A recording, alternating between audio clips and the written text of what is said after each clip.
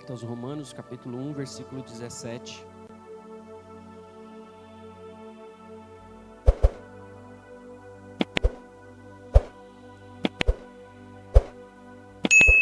Diz o texto assim, ó: porque no Evangelho é revelada a justiça de Deus, uma justiça que do princípio ao fim é pela fé. Como está escrito, o justo viverá pela fé. Eu vou ler mais uma vez. Porque no Evangelho é revelada a justiça de Deus, uma justiça que do princípio ao fim é pela fé. Como está escrito, o justo viverá pela fé. Feche seus olhos, vamos orar ao Senhor. Senhor, meu Deus, meu Pai, nós te agradecemos, ó Pai, por esta manhã, por este momento que o Senhor separou para que nós estivéssemos aqui na Tua casa, ouvindo a Tua voz, adorando o Teu nome, ó Pai. Nós cremos no poder da palavra, nós cremos no poder do Evangelho. Fale conosco que a nossa alma viverá, em nome do Senhor Jesus. Em nome do Senhor Jesus. Amém. Os irmãos podem se assentar. São 9h09. Irmãos, a carta aos Romanos, ela é uma carta muito especial. Ela tem 16 capítulos. E, se possível, um conselho que eu dou a todo cristão: leia essa carta aos Romanos pelo menos uma vez por mês. Uma vez por mês, leia a carta aos Romanos. Foi uma carta onde Paulo estava em Corinto e ele escreve aos irmãos de Roma. E é uma carta muito... na verdade, é uma espinha dorsal do Evangelho. Quem é cristão, essa mensagem de hoje, ela vai ser uma mensagem muito forte, porque se você não conhece sobre justificação, você vai passar a conhecer hoje, e todo cristão precisa entender o que é justificação. É a coluna do cristão, é o que mantém a gente de pé, amém? Nós vamos aprender sobre isso. A carta aos Romanos, ela é ditada por Paulo, mas escrita por Tércio. Pastor, mas eu nunca vi isso. Onde que está escrito? Romanos capítulo 16, versículo 22. Você consegue colocar? Romanos 16, 22. Nós vamos lendo aqui. Isso aqui é só uma curiosidade, tá bom, irmãos? Eu, Tércio, que esta carta escrevi, o saúdo no Senhor. Então, essa é uma carta que foi escrita aos Romanos, mas quem ditou foi Paulo, porque no início da carta diz assim, capítulo 1, versículo 1: Paulo, servo de Cristo Jesus, chamado para ser apóstolo, separado para o Evangelho, o qual foi prometido por ele de antemão por meio dos profetas nas Escrituras Sagradas, acerca de seu filho. Então, assim, ela foi ditada por Paulo, escrita por Tércio. Por que Paulo não escreve? Paulo tem todas as letras, ele tem a capacidade de escrever, mas eu entendo, e Paulo entende o chamado dele. Ele não fala, eu sou pastor, eu sou apóstolo, eu sou aquilo. Não, eu sou servo. E servo faz com que todos participam, né?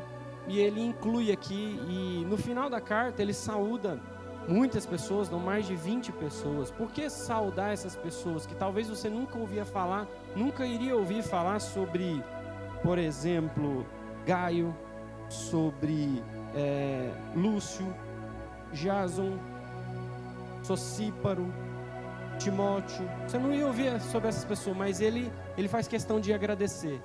Mesmo se você não recebeu o agradecimento de Paulo, no céu você vai receber toda a honra e toda a glória, você vai receber lá. Existem momentos aqui que Paulo, ele escreve 13 cartas, né? Então, irmãos, nós estamos falando do Evangelho. Quando eu li Romanos, o texto, no capítulo 1, versículo 17, está falando que Vamos abrir aqui novamente. Capítulo 1, versículo 17, está falando o seguinte: porque no Evangelho é revelada a justiça de Deus. No Evangelho, o Evangelho é Cristo. E o evangelho que não prega Cristo, ele não é evangelho. É só uma palavra qualquer. Mas quando a gente ministra o evangelho falando de um, que foi vivo, que morreu, que foi sepultado, que ressuscitou e que está vivo. Se a mensagem tem Jesus, é uma mensagem de evangelho, é uma mensagem de justiça. O que é evangelho? A palavra evangelho, ela vem do grego euagelion. Euagelion significa boas notícias, boa mensagem. Essa boa mensagem consiste na obra de Deus em salvar pecadores. Evangelho é salvar pecadores. É a obra de Deus em salvar pecadores. Através de quem? Da morte de seu Filho Jesus Cristo na cruz do Calvário. Então, se alguém te perguntar o que é evangelho, são boas novas, são boas notícias. Sobre o quê? Sobre a obra de Deus em salvar pecadores através de Jesus. Isso é evangelho. O tema central do evangelho é a vida, a morte, o sepultamento e a ressurreição de Cristo. Como Paulo afirma em Coríntios, em 1 Coríntios capítulo 15, o versículo 1 ao 4 diz assim, 1 Coríntios 15, 1 ao 4 diz assim: também vos notifico, irmãos, o evangelho que já nos tenho anunciado, o qual também recebestes, e no qual também permaneceis, pelo qual também sois salvos, se o retiverdes, tal como vô-lo tem anunciado. Se não é que crestes em vão, porque primeiramente vos entreguei o que também recebi. Primeiro, ele está falando sobre evangelho. Evangelho que a gente recebe, que a gente permanece e pelo qual a gente é salvo.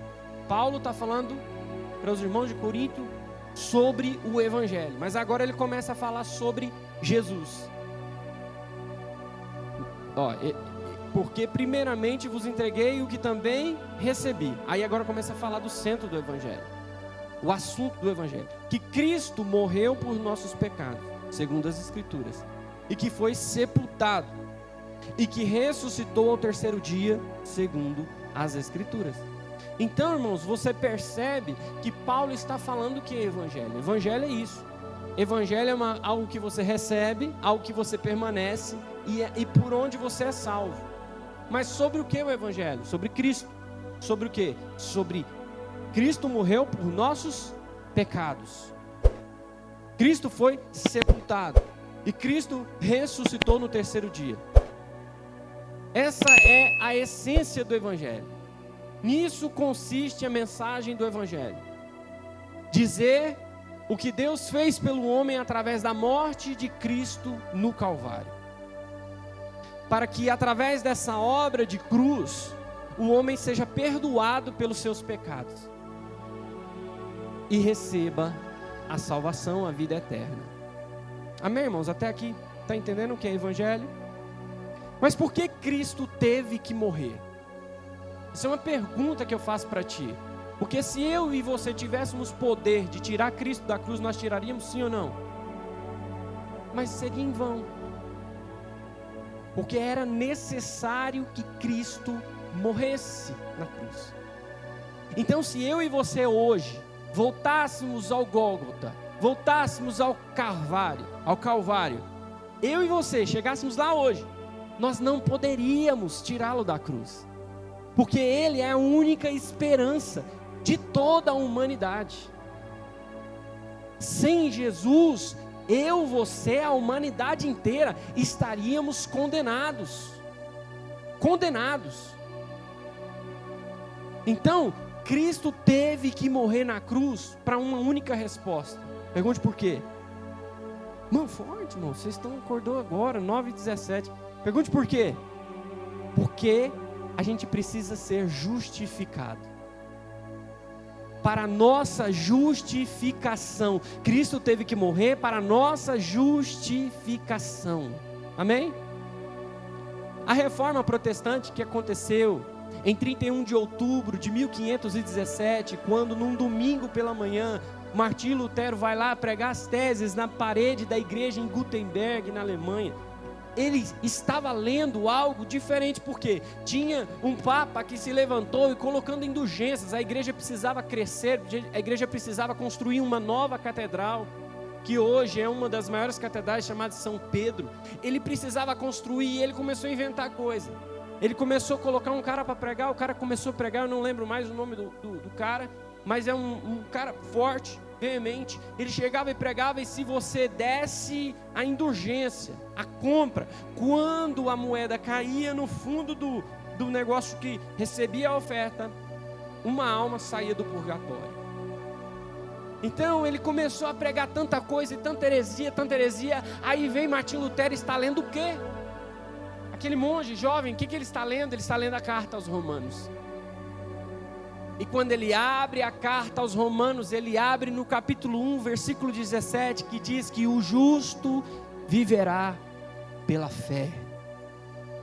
Então ele é tomado e vai lá e prega e começa. Então a carta aos Romanos, ela é a espinha dorsal do Evangelho, a espinha dorsal do cristianismo, a espinha dorsal da igreja é a carta aos Romanos. Pastor, mas como que funciona isso? Irmãos, vamos lá. A doutrina da justificação é uma doutrina que é pregada aos romanos. Então, o que significa? Significa que eu e você, homens e mulheres, nós temos um caráter humano, um caráter, uma natureza humana, porque nós somos frutos do pecado. Nós nascemos do pecado da nossa mãe e do nosso pai. Adão e Eva pecou e assim entrou o pecado no mundo. E nós fomos condenados à morte. Eu e você nascemos condenados. O bebezinho que nasceu condenado. Todos nós nascemos condenados à morte e ao inferno. Mas Deus, pela sua infinita misericórdia, Ele nos dá um tempo de vida. Porque o correto era o seguinte: nasceu, morre, mas Ele dá um tempo. A sua infinita misericórdia. Então nós nascemos com um caráter, vamos chamar de caráter pecaminoso. É um caráter sujo. Imagina eu aqui com vestes sujas. Eu estou sujo. Você veio sujo. Todo mundo veio sujo. Mas o caráter de Deus é um caráter limpo. O caráter de Deus é um caráter santo. Ele é santo. A cor branca representa duas coisas: santidade e justiça. Santo, ele é santo e ele é justo. E o homem, o caráter do homem, vamos colocar a cor vermelha, tem alguns significados. O homem é pecador, o homem é caído e o homem é corrupto. Esse é o caráter de Deus e o caráter do homem. As escrituras nos ensinam que Deus, ele é um Deus justo. Sendo justo, ele não pode ser moralmente neutro e nem apático. Se ele é justo, ele não pode ser neutro nem apático. Ele ama a justiça e odeia a iniquidade. Sim ou não, irmãos? Em Salmos capítulo 9, versículo 7, diz assim, Salmos 9, 7: mas o Senhor está assentado perpetuamente, já preparou o seu tribunal para julgar, porque Ele é justo. Ele é justo. Em Gênesis capítulo 18, versículo 25, diz assim: não faria justiça o juiz de toda a terra? Então nós vemos em Salmos, em Gênesis, tem mais outras citações, mas nós não precisamos apegar a isso. Mas eu quero que você entenda que Deus é justo, que o tribunal dele está preparado e que ele é justiça. E ele fala assim: não faria justiça o juiz de toda a terra? Então o caráter de Deus é a justiça de Deus, ordena que ele condena o homem. Se Deus é justo, ele precisa condenar o homem, porque nós pecamos. Nós pecamos ontem, nós pecamos hoje. Aquele que disse que não peca, ele já pecou. Nós pecamos em pensamento, nós pecamos caminhando, nós pecamos parado, nós pecamos dormindo, nós pecamos e destituídos da glória. E se Deus é justo, Ele precisa nos condenar. Eu vou fazer um cenário, um tribunal. Tem um juiz. O juiz está no tribunal. Faz de conta que nós somos o tribunal. Vocês é o jurado, o júri. Mas eu sou o pecador. Eu vou me colocar aqui na condição de pecador. Cometer um pecado terrível. Um serial killer. O serial killer, ele é um matador em série. Matou 10 crianças. Espedaçou todas as crianças. E uma dessas crianças era seu filho. Estou colocado aqui, réu confesso. Matei todas. Iria matar a 11ª, mas me pegaram e eu iria matar. Um juiz que ele é justo. O que ele faria com esse homem? Condenaria ele à cadeira elétrica. Sim ou não? Por quê? Ele é justo. E eu e você somos o réu. E Deus é o juiz. Eu e você merecemos ser condenados, sim ou não? Merecemos. Então a justiça de Deus ordena que condene o homem, condene o pecador. É assim que funciona, o homem é pecador. Então a justiça de Deus, ela ordena que Deus condene o homem. E essa condenação, ela é aplicada enviando o pecador ao inferno. A justiça de Deus demanda que ele aplique a punição no pecador. E essa punição vem na forma de condenação eterna. A condenação eterna ao inferno. Como então um pecador pode ser salvo, pastor? Como que um pecador pode ser salvo? Como que um pecador pode ser perdoado pelos seus pecados? Como ele pode escapar do inferno e ir para o céu? Isso são perguntas que todo cristão precisa entender e conhecer. O salmista fez a mesma pergunta no Salmo 24. Em Salmo 24, versículo 3 diz assim: quem subirá ao monte do Senhor? Ou quem estará no seu lugar santo? Ele mesmo dá a resposta. No Salmo 24, versículo 4 e 5 diz assim: aquele que é limpo de mãos e puro de coração, que não entrega a sua alma à vaidade, nem jura enganosamente, este receberá a bênção do Senhor e a justiça do Deus da sua salvação. Aquele que é justo. Só um justo pode ir para o céu. Só um justo pode escapar da condenação do inferno. O pecador, para ser salvo, necessita da justificação. Ele necessita ser justificado. Amém? Em Romanos capítulo 5, versículo 16 diz assim: porque o juízo veio de uma só ofensa. Entenda, irmão?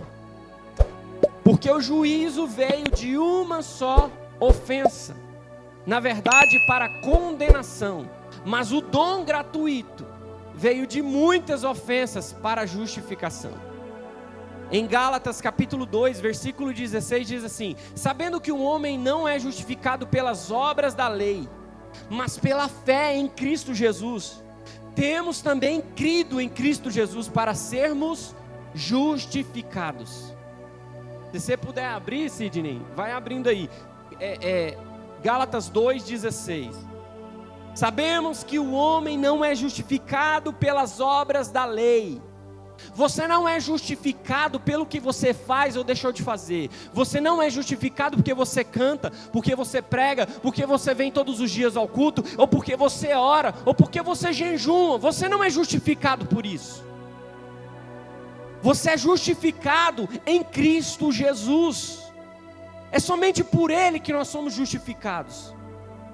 Tito capítulo 3, versículo 7, diz assim, Tito 3, 7, para que sendo justificados pela sua graça, sejamos feitos herdeiros segundo a esperança da vida eterna. sendo justificado pela graça, sermos justificados por Jesus Cristo no Calvário. Justificação, irmãos, significa vindicar, inocentar, pronunciar e tratar como justo. Justificar alguém é inocentar esse alguém. Este é um termo de kaios, que é um termo grego, que se refere ao julgamento judicial. Não significa tornar alguém completamente reto ou santo, sem pecado, mas anunciar um veredito favorável, declarar o pecador legalmente justo diante de Deus. Você, quando chegou no réu, Deus te inocentou. Isso não te dá direito de ser um ministro do Supremo, isso não te dá direito de coordenar a Casa Branca, isso não te dá direito de ser presidente da Coca-Cola. Significa que você foi inocentado, mas não te dá características de justo. Você foi perdoado. O sentido de perdão é quando eu estou com uma roupa suja e vem Jesus pela sua infinita misericórdia e retira a roupa suja de mim. Isso é perdoar, isso é remissão dos pecados. Jesus me lavou, me remiu com seu sangue. Ele tirou essas vestes de mim, tirou as vestes de pecado. Mas agora eu estou nu. A justificação não é só te perdoar. Entenda bem, irmão. Justificado no Aurélio diz assim: reconhecer ou declarar alguém como justo. Amém? A doutrina da justificação. Escuta uma coisa aqui, ó. Mas a justificação do pecador por parte de Deus nos leva a um grande dilema contido dentro da Bíblia. Em Provérbios capítulo 17, versículo 15.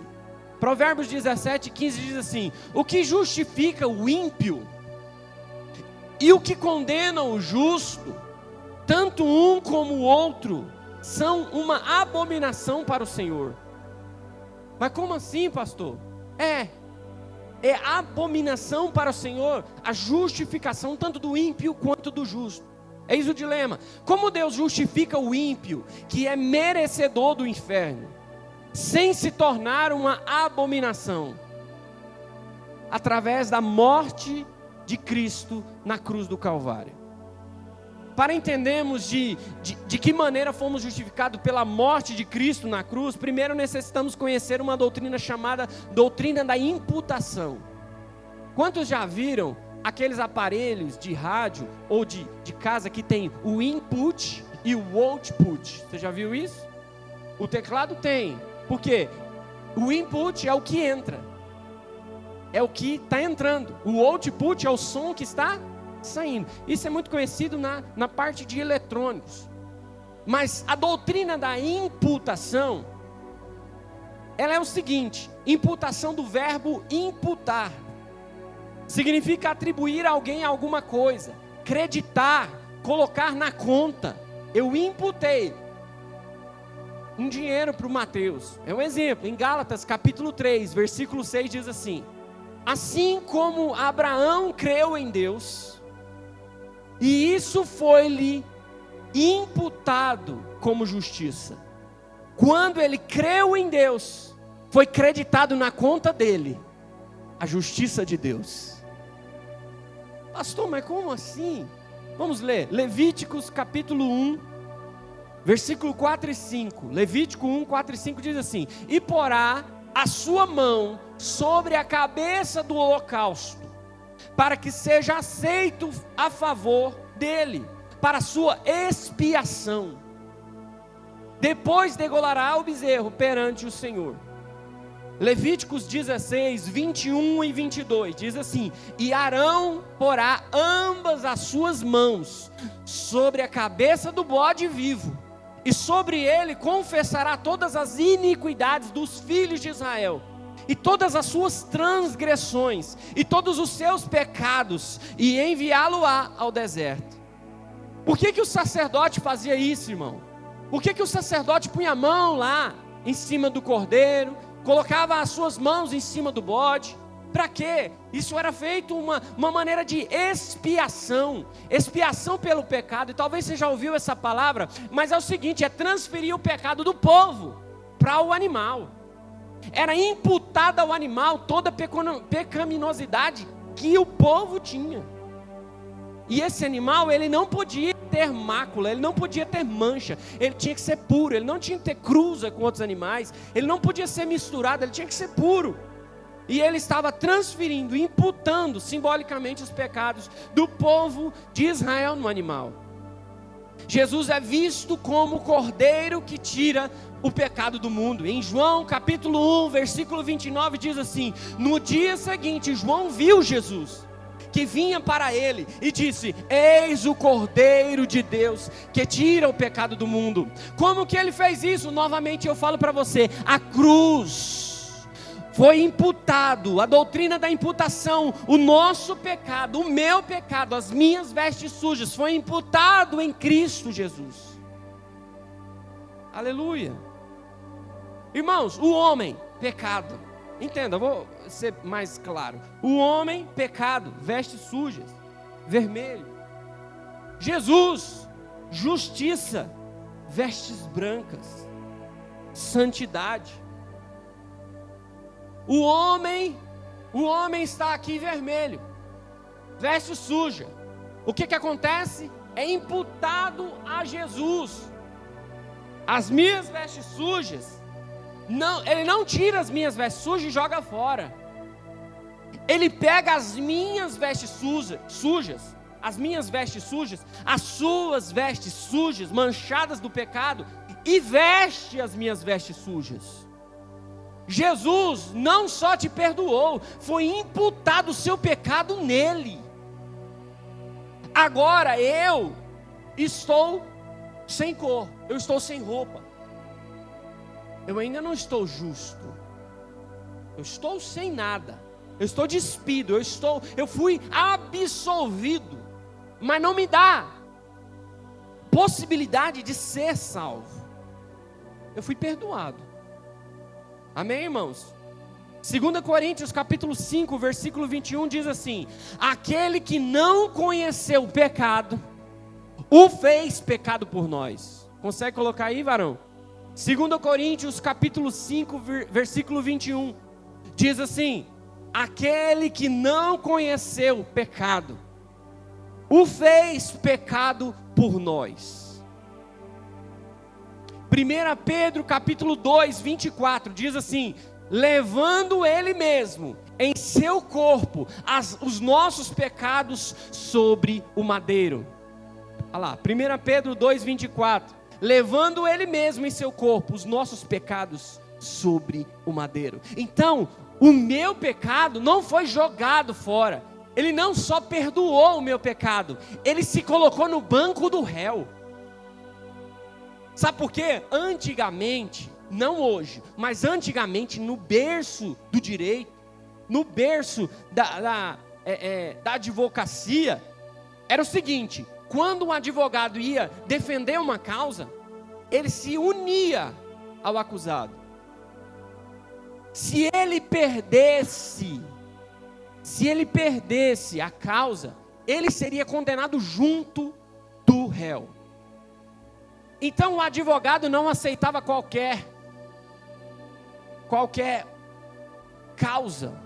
O advogado, ele era condenado junto. Então se ele perdia, hoje ia resolver muita coisa, irmão. Ia resolver muita coisa, muito advogado, mas tudo bem, não é o caso, não vamos pregar sobre isso. Mas naquela época, no contexto que Jesus estava falando, eu sou o seu advogado, ele está querendo dizer, eu não vou lutar só por você, eu vou me colocar no lugar com você. E nós vamos vencer juntos, nós vamos morrer juntos, nós vamos ressuscitar juntos, e nós vamos entrar nas bodas do Cordeiro juntos, eu e a noiva. Jesus não só tirou, não só perdoou o seu pecado, ele se fez pecado por mim e por você. Aleluia. Agora, irmão, quando Deus olha para o seu filho na cruz, Deus olhando para o filho lá na cruz, o que ele está vendo? O que Deus está olhando para o Filho na cruz? O que ele está vendo? Ele está vendo justiça? Ele está vendo santidade? Não, irmãos, ele está vendo um monte de pecados, meu e seu, da humanidade inteira. Ele está olhando para Jesus, está com ira, ele precisa condenar porque ele é justo. E eles foram imputados a Jesus. O que ocorre na cruz? A ira de Deus, que era para cair sobre mim e sobre você, é despejada em Jesus. Por nossos pecados terem sido imputados a Ele, os nossos pecados foram despejados em Jesus. E agora tem Jesus, sujo, imperfeito, cheio de pecado, e a ira de Deus vem sobre Jesus.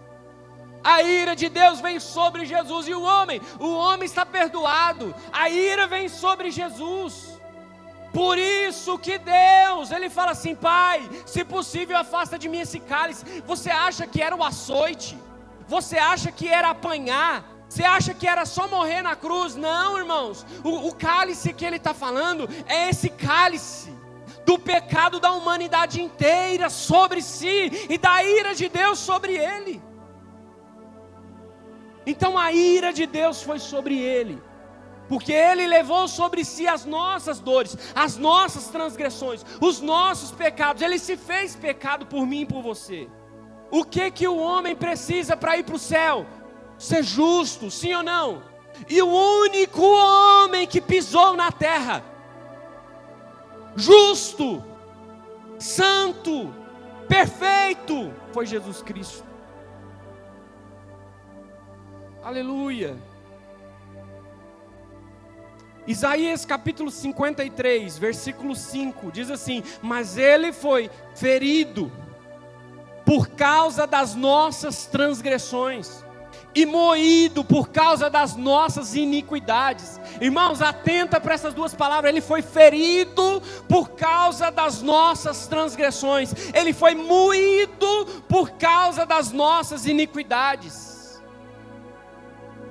Agora, se isso foi tudo o que ocorreu na cruz, a imputação dos seus pecados a Cristo, isso não é o suficiente para te justificar. Entenda bem, isso apenas deixa você inocente dos seus pecados. Você foi inocentado. No máximo te livraria do inferno. No máximo. Isso não te torna justo. Não te dá méritos para ir para o céu. Não é inocência que te leva para o céu, e sim a justiça. Não é inocente, é ser justo. O que leva um homem, no início da mensagem nós ministramos, o que leva um homem é justo, é ser justo. Em Mateus capítulo 5, versículo 20 diz assim: porque vos digo que se a vossa justiça não exceder a dos escribas e fariseus, de modo nenhum entrareis no reino do céu. Irmãos, eu não sei se você está pegando, presta atenção. Mateus 5, 20, Jesus está falando: porque vos digo que se a sua justiça não exceder a dos escribas, dos fariseus, de modo nenhum você entra no céu. Mas como eu vou ser justo? Eu já fui perdoado. Eu já fui limpo. Na cruz, os nossos pecados foram imputados a Cristo. Eu estou sem pecados. Não há justiça no homem para ele ser salvo. Não há justiça nele para ele ser considerado justo diante de Deus. Para isso ocorre a justiça de Cristo, deve ser imputada ao homem. Irmão, Ele tirou, é a subtração, e depois tem a adição. Ele tirou o seu pecado. Ele é o Cordeiro de Deus que tira. Ele não cobre, Ele tira. Antes, na lei, o pecado era coberto. Mas agora na graça, Ele tira o pecado. Na lei, o cordeiro morria pelo seu pecado. Na graça, foi Jesus que morreu pelo seu pecado. E aí, irmãos, Por isso é que Jesus obedeceu todos os mandamentos. Ele falou assim: eu não vim quebrar os mandamentos, eu vim cumprir a lei. Cumpriu toda a justiça de Deus. Foi obediente até a morte, e morte de cruz, obediente a toda a lei de Moisés. Ele foi o único homem justo na terra, o único homem justo na terra. Em Mateus capítulo 5, versículo 17, diz assim, Mateus 5,17: não cuideis que vim destruir a lei ou os profetas, não vim abrogar, abolir, acabar, mas eu vim cumprir. Porque em verdade vos digo que até que o céu e a terra passem, nenhum jota ou um tio jamais passará da lei, sem que tudo seja cumprido. Qualquer, pois, que violar um desses mandamentos, por menor que seja, e assim a ensinar aos homens, será chamado menor no reino dos céus. Aquele, porém, que os cumprir e ensinar, será chamado grande no reino dos céus. Em Filipenses diz que ele mesmo sendo Deus, ele se esvaziou de si mesmo, tomando a forma de homem e humilhando-se, mas foi dado o nome sobre todo o nome, no céu, na terra e debaixo da terra. Quando Jesus está nos falando: ei, quem cumprir será chamado grande no reino do céu. Eu e você não tem como cumprir, irmão. Eu e você, nem se a gente quisesse ser justo, nós não seríamos justos. Nós somos injustos, nós somos ímpios. Sabe o que é ser ímpio? Pio. Ímpio é o contrário de pio. E quando você vai ver o que significa pio, é uma pessoa inteira. Ímpio é uma pessoa pela metade. Ímpio é uma pessoa que não é justo. Ela erra, ela peca. Mas nós vamos entender que no final dessa mensagem, você vai entender que não importa se você é ímpio, se você é justo, o que você acha que você seja, nunca seríamos justificados de outra maneira, a não ser por intermédio de Jesus, o único justo que pisou nessa terra. Amém, irmãos? Então, Jesus cumpriu toda a lei. Em Mateus capítulo 3, versículo 14 e 15, diz assim: mas João opunha-se-lhe dizendo: eu careço de ser batizado por ti, e tu vens a mim? Jesus, porém, respondendo, disse-lhe: deixa por agora, porque assim nos convém cumprir toda a justiça. Então ele o permitiu. Irmãos, Jesus cumpriu toda a lei de Deus. Jesus cumpriu toda a justiça de Deus. Ele foi considerado totalmente justo, sem pecados, e possuía todos os méritos da lei. Mas o que ocorreu naquela cruz? Houve uma dupla transferência, uma dupla imputação. No momento que o pecador crê, ele não só tem seus pecados imputados a Cristo, ele não tem só seus pecados perdoados, ele não tem só tirado essa roupa suja, mas ele também tem a imputação de Deus. Jesus imputa nele justiça. Jesus dá umas vestes novas que antes ele não tinha, vestes alvas como a neve, um vestido de linho puro, santo. Então, irmãos, é imputado em Jesus o pecado, mas Jesus imputa justiça nele. O pai tem 2 filhos. O menor pede que divida. O pai divide, ele vai embora. Ele gasta tudo como convém.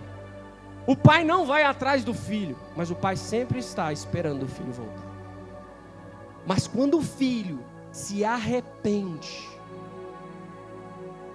ele olha para si, reconhece quem ele é, que ele não é justo coisa nenhuma, que ele está sujo,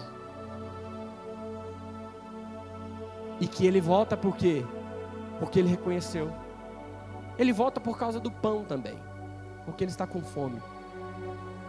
Mas quando ele chega, irmão, Jesus não fala assim, vai tomar um banho, que depois nós conversa. O pai não chega e fala, vai tomar um banho, e aí depois nós vamos conversar. Nós vamos ter conversa séria.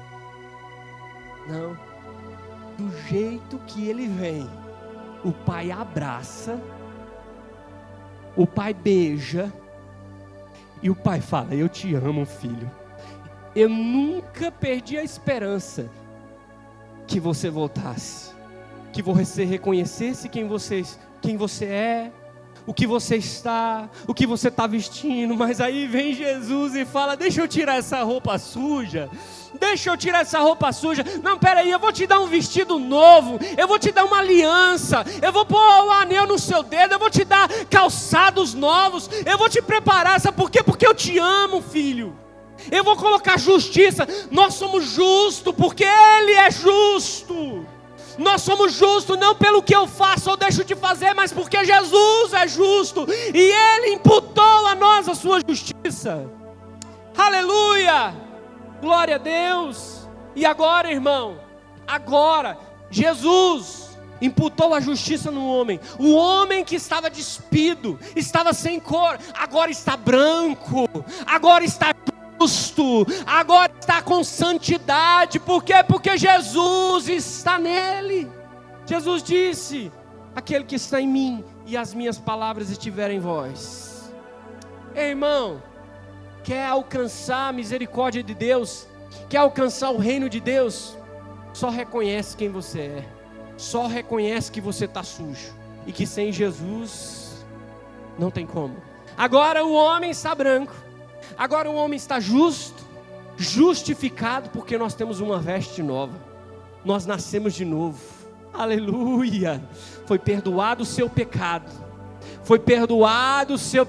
vai, não peques mais. Mas agora, irmão, agora você é noivo, agora você está dentro da casa, agora, irmão, agora é diferente, aleluia, aleluia. Não significa que o homem se torne totalmente santo, ou que nunca mais vai pecar, entenda bem, mas que os méritos de Cristo, por ter cumprido toda a lei, por ter obedecido até a morte, a justiça de Jesus foi imputada em você.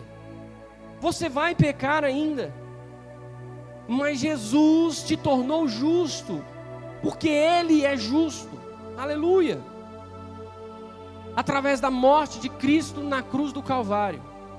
Quando que isso ocorre, essa justificação? No momento que o pecador, ele crê pela fé.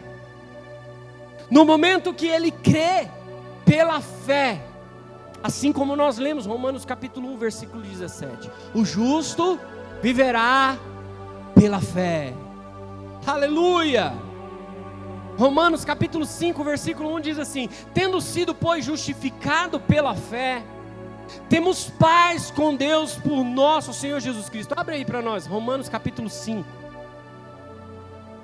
Irmãos, leia a carta aos Romanos pelo menos uma vez por mês. São 16 capítulos. Tendo sido, pois, justificados pela fé, temos paz com Deus. A primeira coisa que nós recebemos é o quê? Paz. Paz. Por nosso Senhor Jesus Cristo. No versículo 2. Pelo qual também temos entrada pela fé a esta graça, na qual estamos firmes e nos gloriamos na esperança da glória de Deus. Irmãos, nós recebemos a graça e nós permanecemos firmes,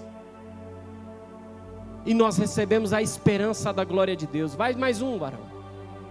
E não somente isso, mas também nos gloriamos nas tribulações, sabendo que a tribulação produz paciência ou perseverança. Irmãos, é interessante, porque tribulação vem da origem da palavra tribulum, que significa compressor, triturar. Sabe aquela máquina que tritura a semente ali, tira a palha, a casca e deixa só a semente? Vem dessa origem. Tribulus é o que você é moído, você é passado pelo triturador de Deus, você é amassado, você é machucado. O diabo não causa tribulação. A tribulação era causada por Deus, e nós nos gloriamos na tribulação. Sabe por quê? Porque a prova nos ensina, a prova te deixa mais forte, a prova te capacita. Então, irmãos, entenda bem, quando lá em Gênesis, eu não vou saber agora certamente se é o capítulo 26, mas eu acredito que seja, quando Deus aparece para falar com Jacó, ele fala: eu sou o Deus de Abraão e de Isaac. No final do capítulo, Jacó vira e fala: Senhor, eu vou servir o Senhor, eu vou ir, e se o Senhor estiver comigo, o Senhor vai ser meu Deus, será o meu Deus. Entenda que ainda não era o Deus de Jacó, ainda era somente o Deus de Abraão e de Isaac.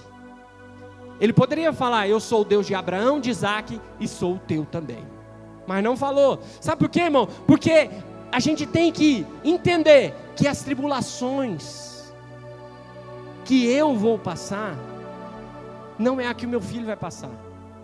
O que vai me tornar íntimo de Deus é o vale que eu passo, é o triturador de Deus que eu passo. Isso é o que me traz intimidade, esperança e perseverança. Paciência, irmão, ela não vem quando está tudo bem, não. A paciência, ela é praticada quando está passando dificuldade. Essa paciência, essa perseverança que ele está falando aqui, não é algo que eu paro, fico sentado e torcendo assim: me dê paciência. Não, não é. É perseverar. É uma paciência que te gera, que te impulsiona. É um problema que você está vivendo, que você não entende o porquê você está vivendo hoje, mas ele vai fazer você crescer.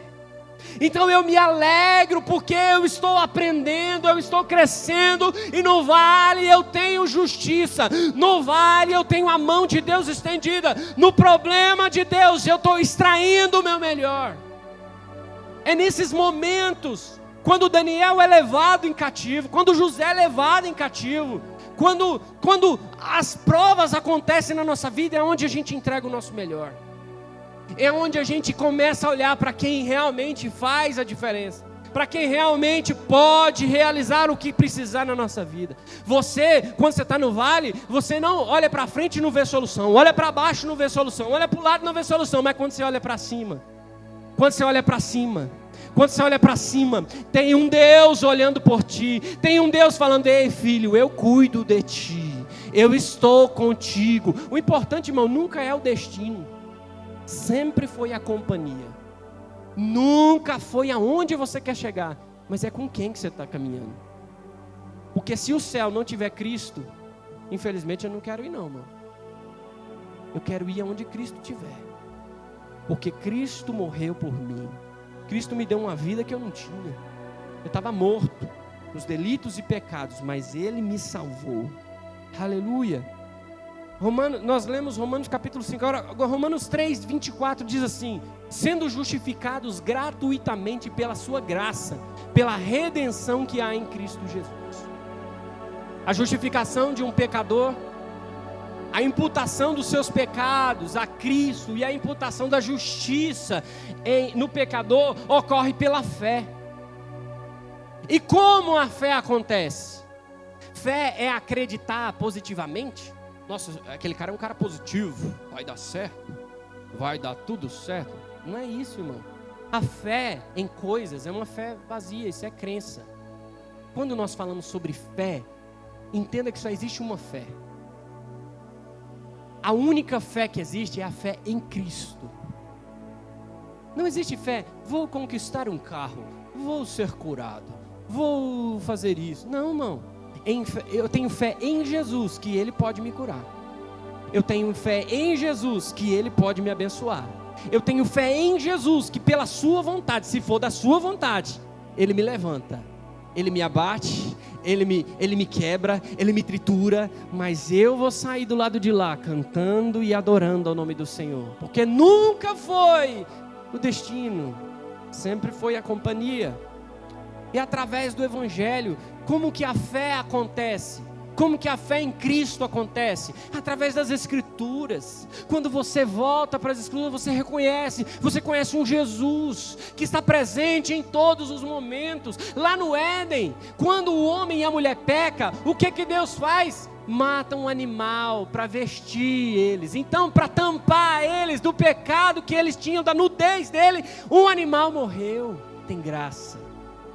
Quando Deus chega para serpente e para Eva e fala assim, ó, da semente da mulher nascerá aquele que esmagará a sua cabeça e você ferirá o calcanhar. Irmão, Jesus está na Bíblia, é o Evangelho, Jesus está caminhando. Quando Jesus chega para Moisés na sarça, diz, eu sou o que você precisar que eu seja. Ele chega para Abraão, o seu pai Abraão ouviu antes que ele existisse, eu sou. Jesus está na Bíblia. João escreve no capítulo 1 do seu evangelho, do evangelho de Cristo, ele escreve, o verbo se fez carne, o verbo estava com Deus, no princípio o verbo era Deus.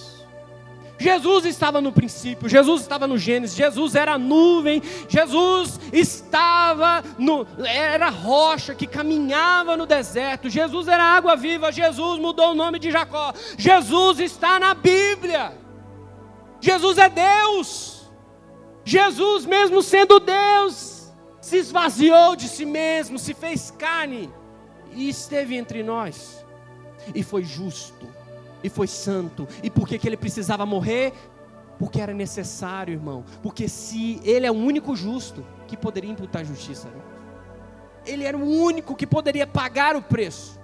Nós tínhamos uma dívida eterna e ele pagou essa dívida.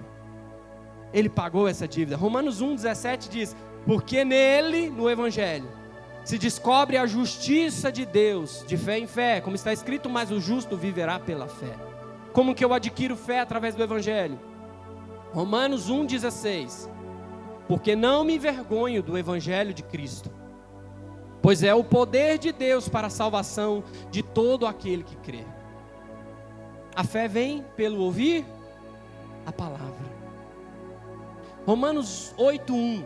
Portanto, agora nenhuma condenação há para os que estão em Cristo Jesus, que não andam segundo a carne, mas andam segundo o Espírito. Andam segundo o revestir. Ides para Jerusalém, até que do alto sejais revestidos. O Espírito Santo te cobre. O Espírito Santo te abraça. O Espírito Santo está sobre a sua vida. O diabo está como um leão, mas o leão verdadeiro é o leão de Judá. O diabo está ao seu derredor. Por quê? Porque o Espírito Santo traz justiça para a sua vida. O Espírito Santo está sobre a sua casa, sobre a sua família, sobre a sua mente. O diabo não tem poder. Portanto, agora, nenhuma condenação há. Aí vem o diabo diante de Deus.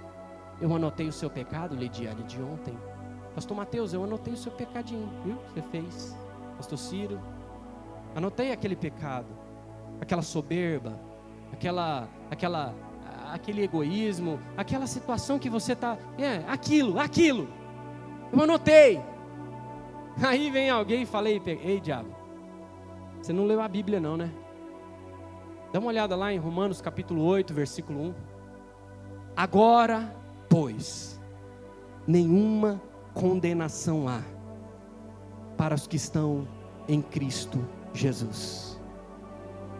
O diabo foi lá em Jó. Chegou, tem visto o meu servo? Aí o diabo, tem, mas ele tem tudo.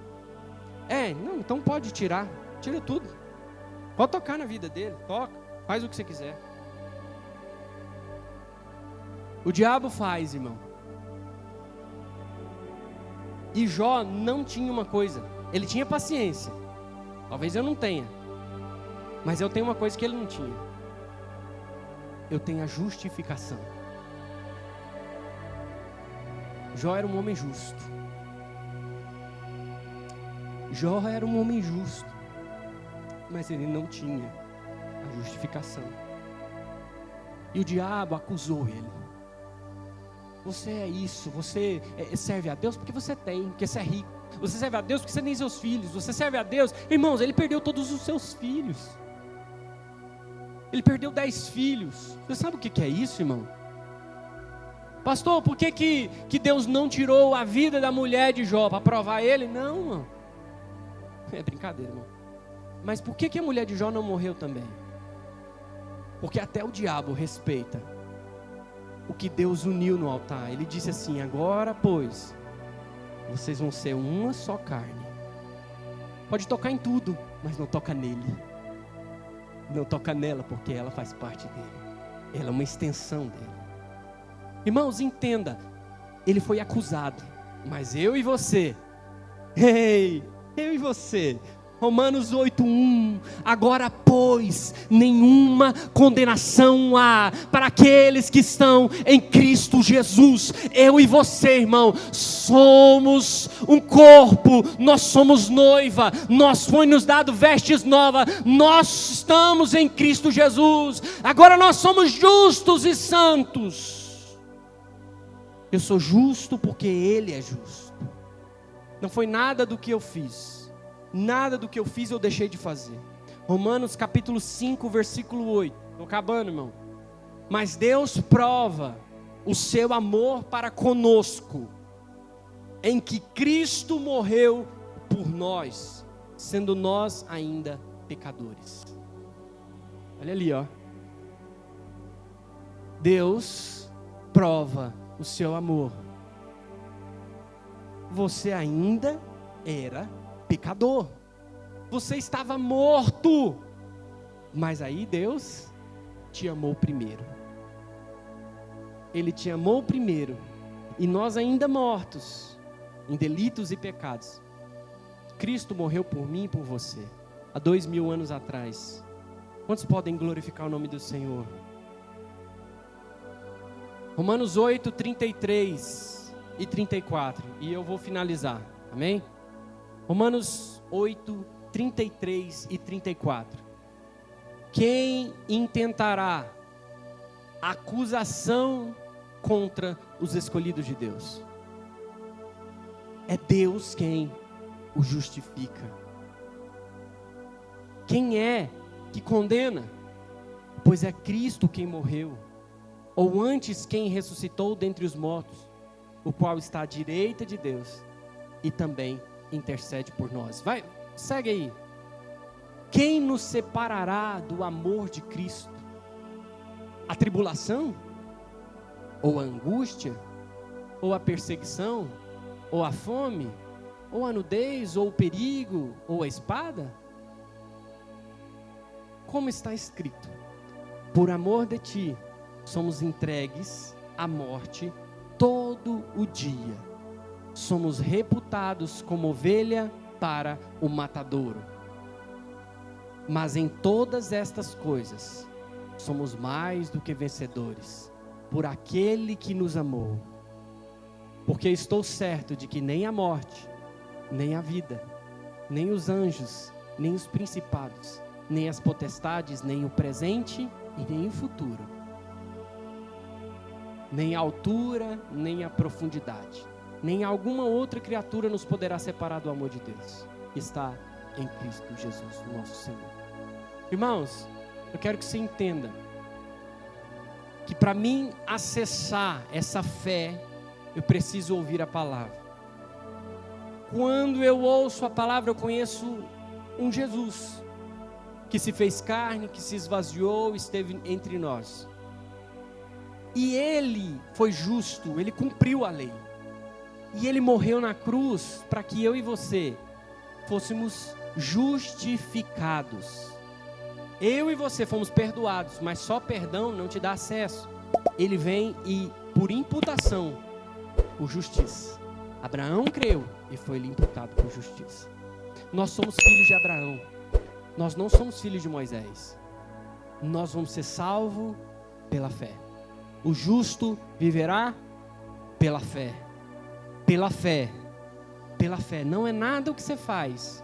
Pastor, eu pequei há 10 anos atrás, mas eu sinto que o diabo me acusa. será que Deus me perdoou? Irmão, agora, pois, nenhuma condenação há para aqueles que estão em Cristo Jesus. 8:31. 8:31 está assim: